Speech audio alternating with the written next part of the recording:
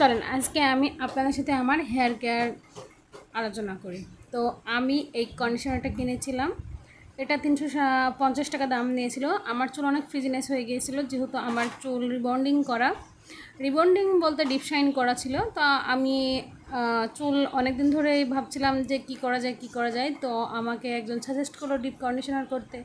তো আমি ইমপ্রোফাইবার এটা কিনে নিয়ে আসলাম। নিয়ে আসার পরে গোসল করে চুলটা ভেজা অবস্থায় আমি এই ক্রিমটা কিছুটা নিয়ে নিলাম, আমার চুলে যতটুকু লাগবে আর কি ততটুকু পরিমাণে আমি একটা বাটিতে নিয়ে নিলাম। নেওয়ার পরে আমি চুলের গোড়া থেকে 1 ইঞ্চি পরিমাণ ফাঁকা রেখে চুলে অ্যাপ্লাই করতে লাগলাম।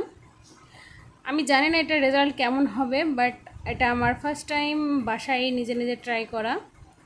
তারপরে আমি চুলের একদম 1 ইঞ্চি ফাঁকা রেখে পুরো চুলটাতে আমি এইভাবে লাগাই নিলাম, এবং এটা আমি পলিথিন দিয়ে, যেহেতু আমার কাছে কোনো রকম পেপার ছিল না, তাই পলিথিন দিয়ে ভাবলাম একটু র্যাপ করে রাখি।